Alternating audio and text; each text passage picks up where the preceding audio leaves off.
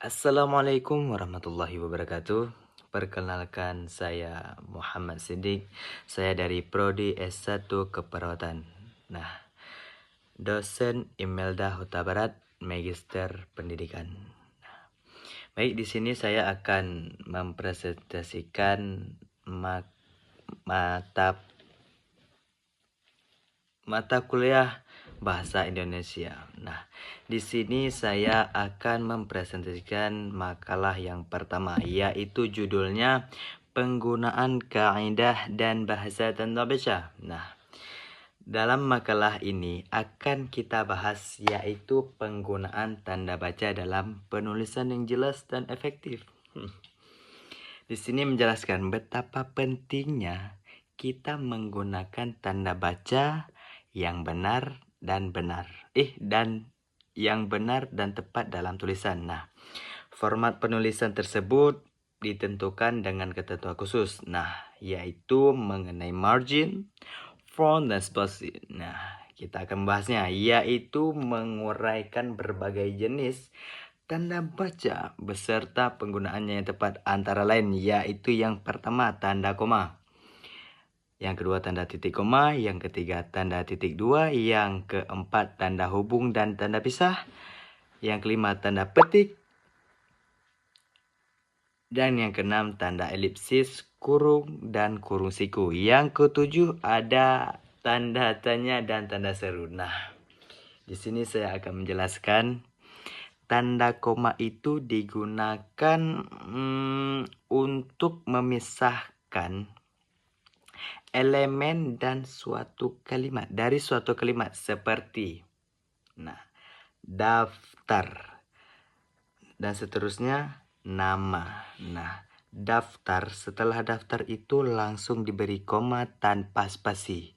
Nah, setelah daftar koma itu langsung spasi hanya satu, langsung diteruskan dengan kata-kata tersebut dengan kata-kata yang lain. Nah, yang kedua tanda titik koma itu menghubungkan antara dua klausa yang berkaitan atau memisahkan elemen dalam daftar panjang. Nah, begitulah.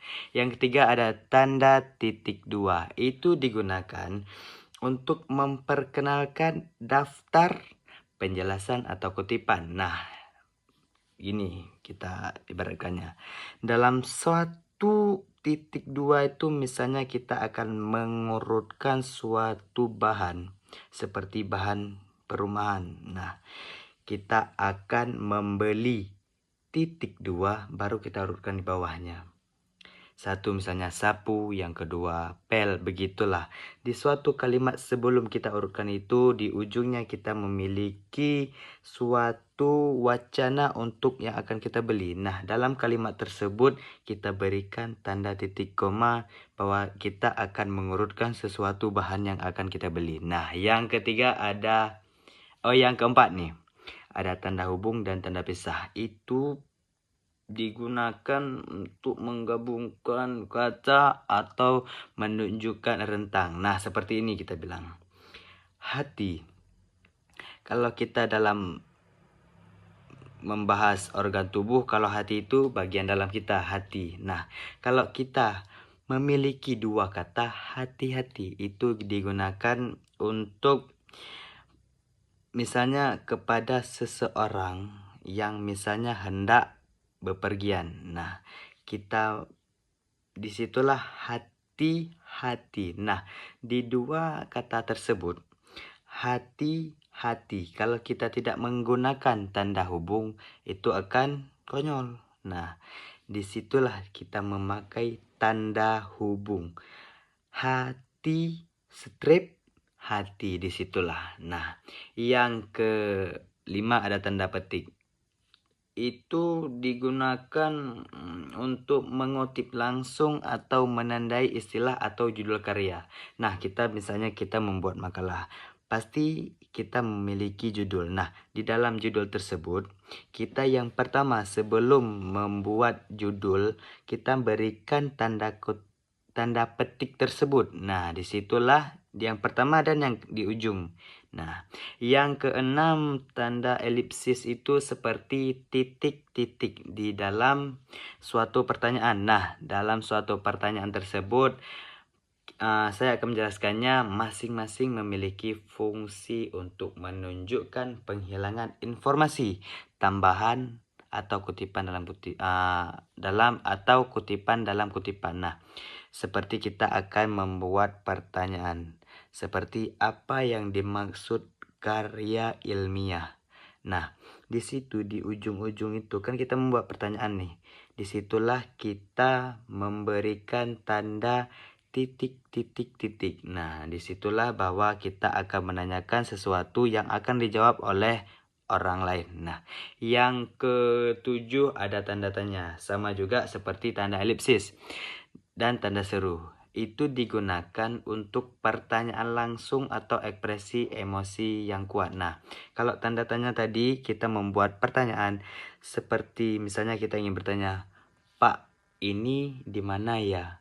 Nah, disitulah kita di ujungnya kita berikan tanda tanya bahwa kita itu khusus. Nah, kalau tanda seru kita misalnya kita ingin mengatakan sesuatu dalam konteks bacaan teks. Nah, disitulah kita memberikan tanda seru bahwa kita ekspresi emosi yang kuat ataupun kita ekspresi yang gimana ya? Ekspresi kita yang serius. Nah, bahwa misalnya pesan ini penting, gitulah menurutnya. Nah, di sini saya akan menekankan bahwa betapa pentingnya penggunaan tanda baca yang tepat dalam suatu kalimat dalam tulisan untuk menjaga kejelasan dan mempengaruhi alur bacaan kita.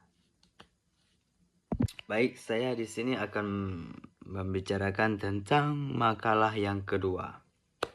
So, kita yang berjudul tujuan dan fungsi bahasa. Yaitu dalam makalah ini kita akan membahas bahwa penggunaan bahasa yang baik dan benar itu dalam kehidupan sehari-hari sangat penting.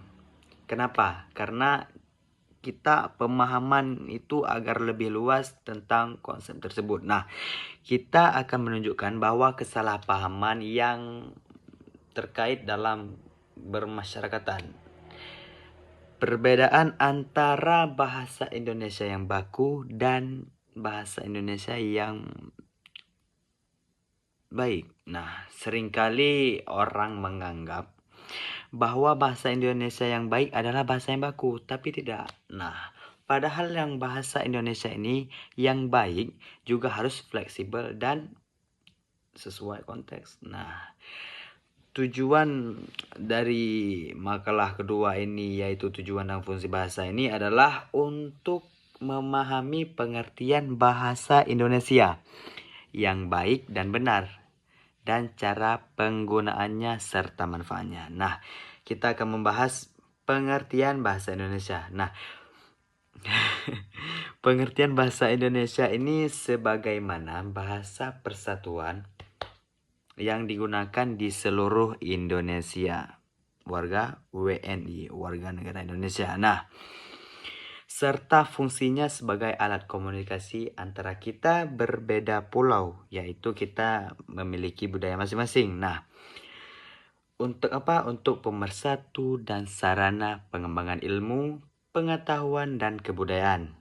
Selain itu, penggunaan bahasa yang baik juga berperan penting dalam pendidikan dan lingkungan hidup kemanusiaan.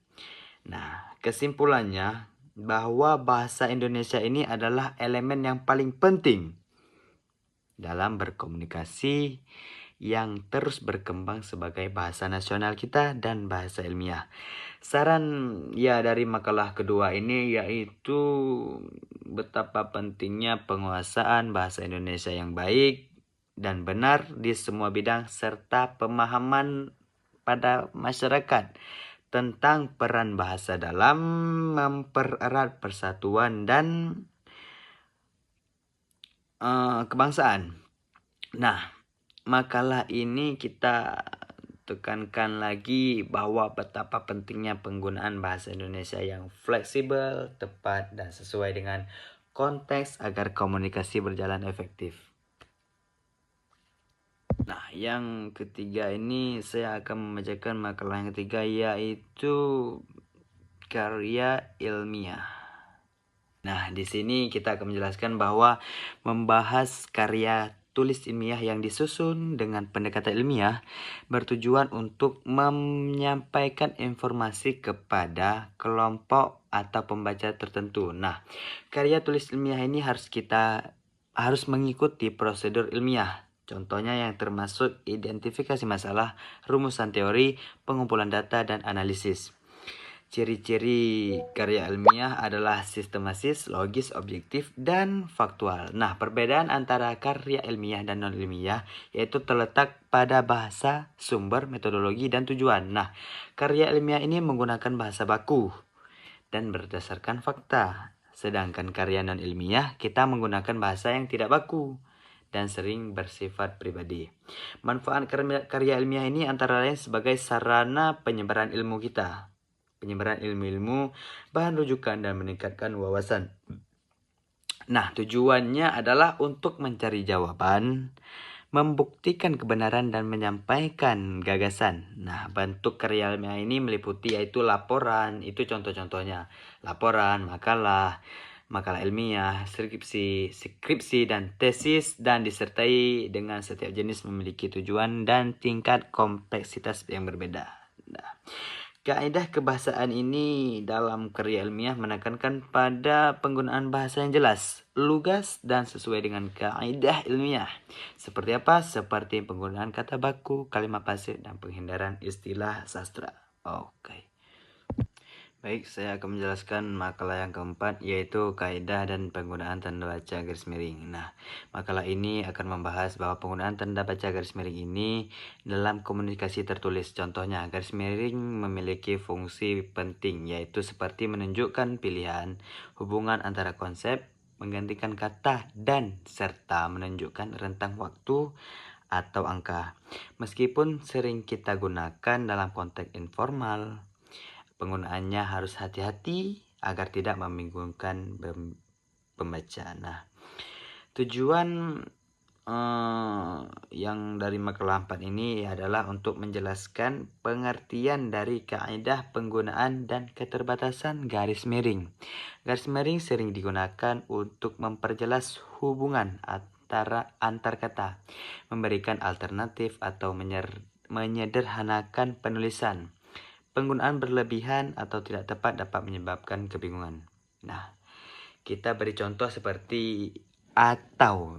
Nah, buku atau binder. Nah, di situ kalau kita buat tulisan, kita menggunakan atau dengan tulisan. Nah, dengan teks. Baik, kalau misalnya kita berikan tanda, yaitu dengan cara garis miring, itu sama.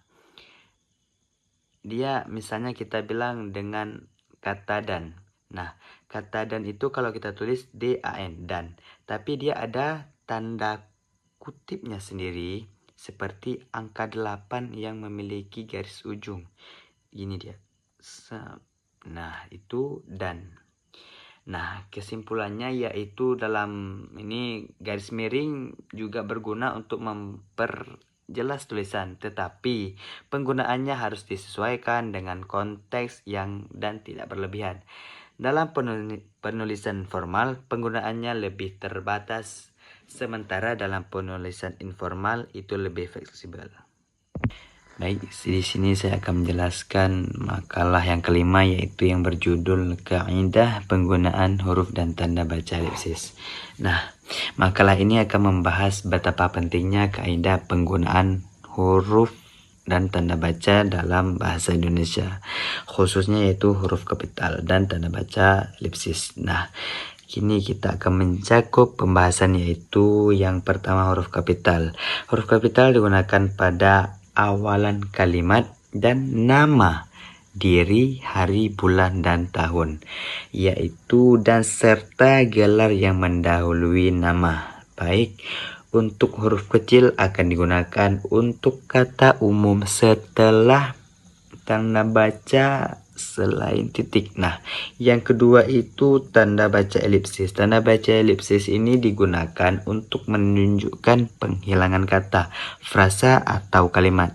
Nah, elipsis menggambarkan ketidaklengkapan atau ketidakpastian dalam teks atau dialog. Nah, kesimpulan dari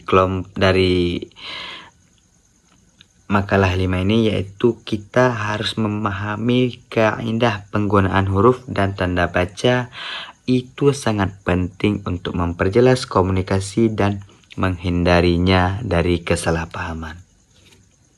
Baik, di sini saya akan mempresentasikan makalah yang keenam, yaitu judulnya Kaidah Penggunaan Huruf dan Tanda Baca Lanjutan. Nah, makalah ini akan membahas bahwa betapa pentingnya kaidah penggunaan huruf dan tanda baca dalam bahasa Indonesia. Yang bertujuan apa? Yang bertujuan untuk memastikan bahwa penulisan itu baik dan benar. Nah, agar apa? Agar kita memahami dan menerapkan kaidah penggunaan huruf dan tanda baca dalam tulisan. Nah, kita akan meliputi pembahasan ini, yaitu yang pertama ejaan. Ejaan adalah sebagai aturan untuk menuliskan ucapan menjadi bentuk tulisan yang benar, termasuk penggunaan tanda baca seperti koma, titik, tanda tanya, dan tanda seru. Nah, yang kedua ada tanda garis miring. Tanda garis miring itu seperti yang kita bilang tadi di makalah yang sebelumnya, yaitu digunakan untuk menunjukkan alternatif. Contohnya, iya, atau tidak. Nah, pemisahan ataupun dari segi pemisahan yaitu buku atau alat tulis. Nah, ataupun formal tanggal seperti tanggal 24 garis miring 04 garis miring 2005 seperti tanggal lahir saya. Oke. Nah, kesimpulan dari makalah yang kedam ini yaitu bagaimana kita harus memahami kaidah penggunaan huruf dan tanda baca. Itu sangat penting untuk memastikan bahwa tulisan tersebut atau kalimat tersebut mudah dipahami. Baik, di sini saya akan menjelaskan makalah yang ketujuh, yaitu konsep-konsep bahasa Indonesia, baku, dan ejaan. Nah, makalah ini akan membahas bahwa bahasa Indonesia baku dan sistem ejaan yang berlaku itu sangat penting untuk menjaga keseragaman dan kesatuan bahasa Indonesia. Nah, bahasa Indonesia baku adalah bahasa yang standar yang digunakan dalam situasi formal dan resmi dengan karakteristik. Nah, karakteristik apa? Karakteristik tata bahasa konsisten, kosakata standar, dan tanpa dialek daerah. Nah, fungsinya apa? Untuk mempermudah komunikasi antara penutur dan menjaga ketepatan bahasa. Nah, yaitu ejaan adalah aturan untuk menuliskan bunyi ucapan dalam bentuk tulisan. Nah, termasuk apa? Yang termasuk penggunaan tanda baca. Nah, di sini dia ada singkatan yaitu PUEBI, ya, atau PUEBI. Nah, di situ kepanjangannya adalah Pedoman Umum Ejaan Bahasa Indonesia, yaitu untuk mengatur atau mencakup pemakaian huruf, penulisan kata, dan tanda baca serta unsur serapan dari bahasa asing. Nah, pentingnya kita berbahasa baku dan ejaan yang tepat ada di berbagai bidang seperti di pendidikan, pemerintahan, media massa, dan komunikasi internasional. Untuk apa? Untuk memastikan bahwa komunikasi yang jelas dan efektif. Nah, kesimpulannya yaitu kita harus memahami dan harus menerapkan bahasa Indonesia yang baku serta ejaan yang benar. Nah, itu sangat penting untuk menjaga keseragaman bahasa dan komunikasi yang efektif dalam kehidupan sehari-hari. Baik, di sini saya akan menjelaskan makalah yang ke-8, yaitu yang berjudul artikel ilmiah. Nah, makalah ini membahas tentang artikel ilmiah, yaitu yang merupakan karya tulis untuk memaparkan hasil atau sebuah hasil penelitian yang disusun secara sistematis dan berdasarkan metodologi ilmiah. Nah, artikel ini memiliki banyak manfaat. Seperti apa? Seperti menjadi referensi penelitian yang lebih lanjut, memperluas pengetahuan, serta memberikan solusi terhadap masalah-masalah yang ada di ruang lingkup masyarakat. Nah, artikel ilmiah ini ditulis dengan mengikuti kaidah ilmiah yang memastikan validitas dan keakuratan informasi. Nah, artikel ini harus singkat, padat, jelas, serta menggunakan bahasa yang formal dan sistematis. Nah, struktur artikel ilmiah ini terdiri dari judul, abstrak, kata kunci, metode penelitian, hasil penelitian, simpulan dan saran, serta daftar dan rujukan. Nah, kesimpulan dari artikel ilmiah ini yaitu penulisan artikel ilmiah harus diperhatikan di segi sistematika dan kaidah ilmiah. Untuk apa? Untuk menghasilkan suatu karya yang berkualitas. Di sini saya akan menjelaskan makalah yang ke-9, yaitu yang berjudul kedudukan bahasa. Nah, makalah ini membahas kedudukan dan peran bahasa Indonesia dalam apa? Dalam masyarakat Indonesia. Bahasa Indonesia ini berfungsi sebagai bahasa pemersatu, bahasa resmi negara, bahasa pengantar pendidikan, bahasa ilmiah, dan identitas budaya. Nah, sejarah bahasa Indonesia ini sudah dimulai dari masa penjajahan dulu. Pada Sumpah Pemuda 1928 hingga diakui sebagai bahasa negara dalam Undang-Undang Dasar 1945. Nah, teori-teori dari kedudukan bahasa ini yaitu meliputi lingua franca, identitas budaya, multilingualisme, pembangunan bahasa, sosiolinguistik, politik bahasa, perubahan bahasa, dan ekologi bahasa. Nah, bahasa Indonesia ini menghadapi tantangan globalisasi dan pengaruh bahasa asing. Nah, tetapi tetap berperan penting dalam memperkuat persatuan dan identitas bangsa Indonesia. Baik. So, di sini kita akan menjelaskan makalah yang terakhir, makalah yang ke-10, yaitu yang berjudul Bahasa Indonesia. Nah, makalah ini akan membahas bahwa hakikat dan fungsi bahasa Indonesia itu bahasa sebagai bahasa persatuan. Berfungsi sebagai alat komunikasi. Nah, ekspresi kita, simbol, serta sarana pencarian pengetahuan dan kreativitas kita. Nah, bahasa ini juga dipahami dalam berbagai perspektif, termasuk apa? Struktural, yaitu contohnya fonologi, morfologi, sintaksis, semantik, dan filsafat. Nah, di bagian filsafat ini sebagai apa? Sebagai pembentuk realitas dan eksistensi. Nah, bahasa berkaitan dengan apa? Dengan kebudayaan masing-masing dan dipengaruhi oleh perubahan sosial dan teknologi. Nah, secara keseluruhan, bahasa adalah sistem yang dinamis, produktif, dan berkembang seiringnya waktu. Dengan apa? Dengan perkembangannya masyarakat. Nah, saran yang diberikan oleh dari makalah yang 10 ini adalah untuk harus kita gunakan bahasa Indonesia dengan benar dalam kehidupan sehari-hari agar apa? Agar kita bisa mencerminkan bahwa kita cinta Indonesia, cinta tanah air, dan cinta dalam menjadi WNI, warga nasional Indonesia. Baik, sekian dari saya. Jika ada salah, mohon dimaafkan karena kita dalam kondisi masih sama-sama belajar. Jika ada yang benar, maka itulah saya, Sidik.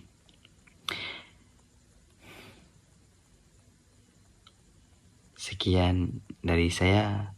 Assalamualaikum warahmatullahi wabarakatuh.